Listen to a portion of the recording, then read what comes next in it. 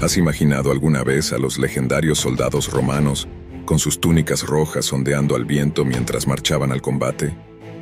La imagen es icónica, pero ¿qué tan real es? Prepárate para un viaje fascinante a través de la historia y las evidencias que desafiarán tus suposiciones sobre cómo vestían realmente las legiones romanas. Desde frescos antiguos hasta fragmentos de papiro, este misterio está a punto de desvelarse. No te pierdas esta exploración épica de la auténtica historia de los colores de Roma.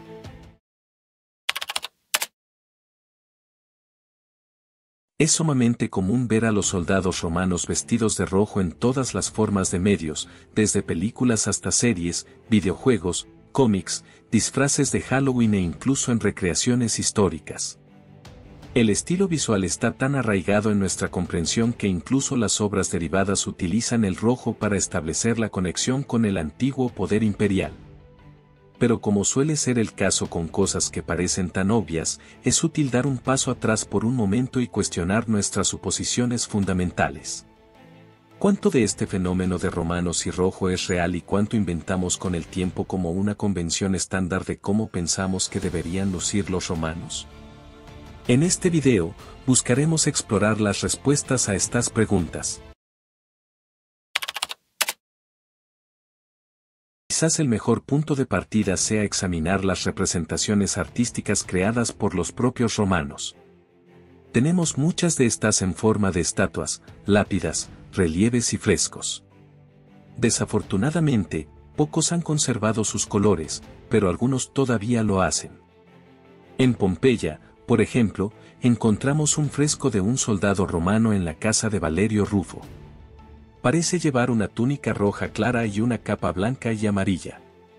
Mientras tanto, en Palestrina, cerca de Roma, encontramos un mosaico increíblemente detallado que representa la vida en Egipto en el siglo I después de Cristo. En la parte inferior, hay un grupo de soldados con túnicas blancas y salmón, capas amarillas y escudos marrones amarillos. Otras representaciones artísticas que hemos encontrado parecen seguir una tendencia similar.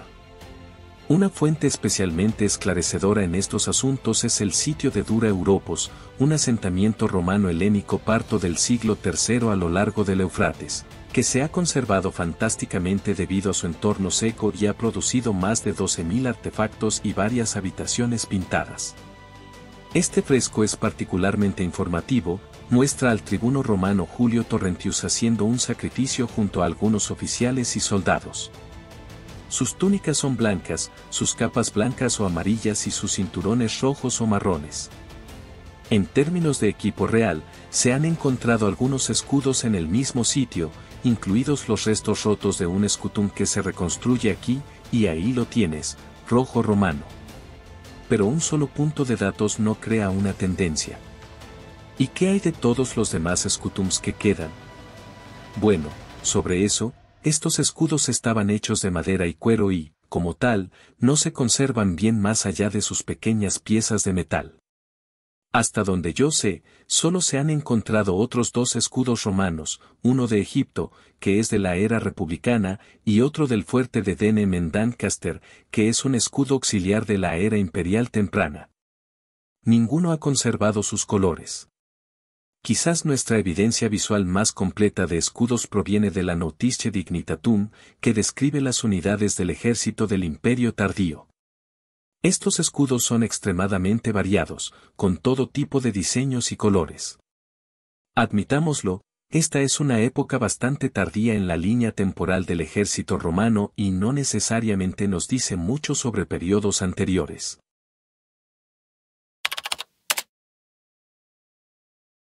Entonces, ¿qué hay de nuestra evidencia escrita? Afortunadamente, tenemos algunas fuentes que proporcionan un poco más de contexto.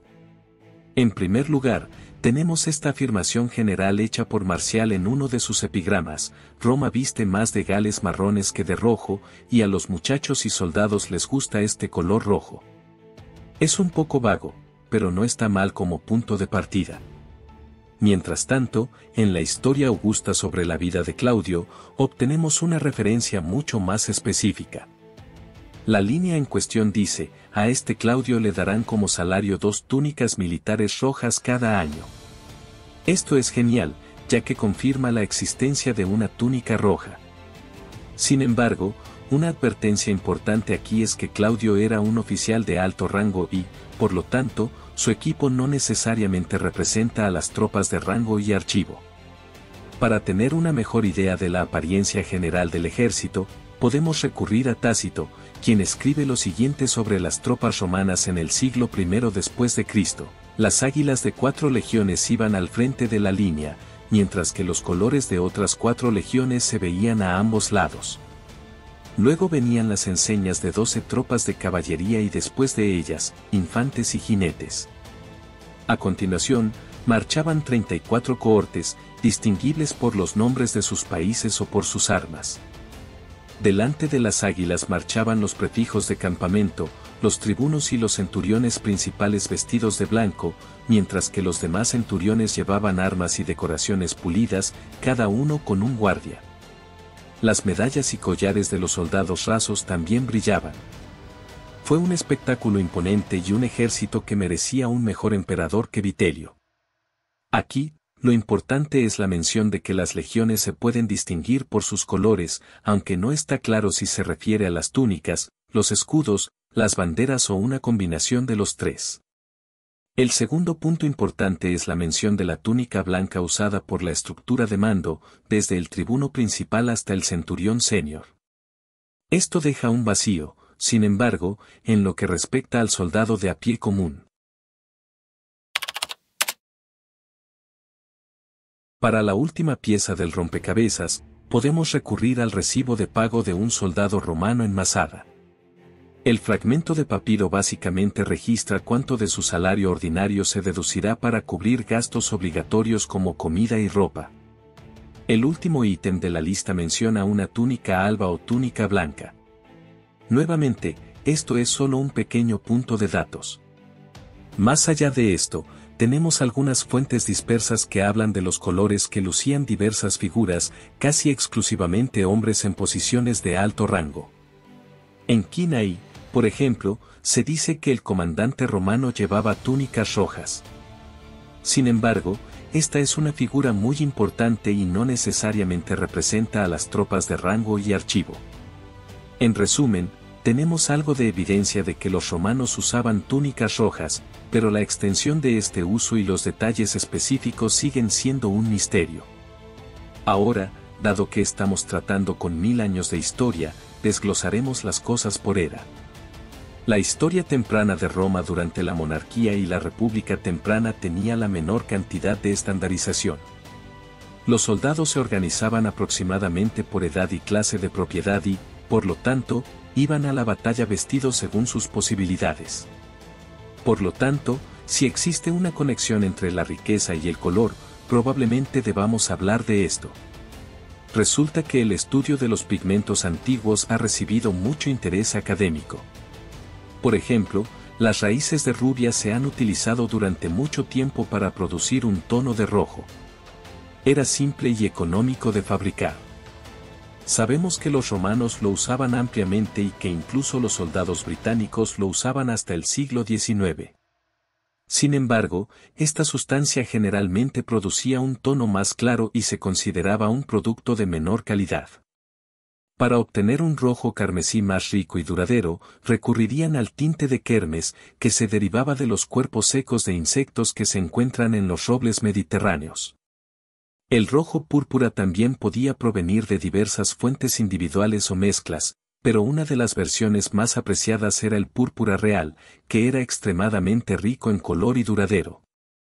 El tinte tirio provenía de una familia de caracoles marinos, y cada criatura producía solo unas pocas gotas de material utilizable. Era un proceso extremadamente laborioso que a menudo involucraba múltiples ciclos de coloración. El resultado final variaba de un lugar a otro, pero generalmente aparecía como un rojo oscuro o violeta que podía incluso parecer negro en ciertas condiciones de iluminación.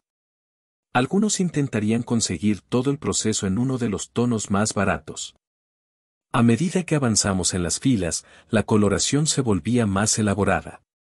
Para tener una idea de esto, podemos observar los frescos de los vecinos etruscos y samnitas, que vestían de manera relativamente similar. Por lo tanto, en este periodo temprano, podríamos haber esperado ver a los soldados vistiendo una variedad de diseños de túnicas sin mucha uniformidad. Lo mismo se puede decir en cuanto a capas y escudos.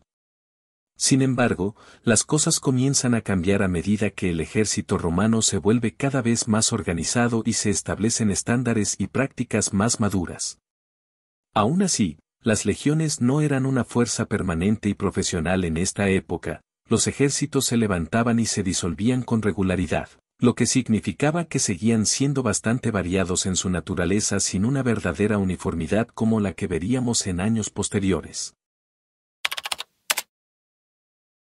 Los soldados, por lo tanto, en su mayoría no habrían adoptado un uniforme generalizado al comienzo de este periodo.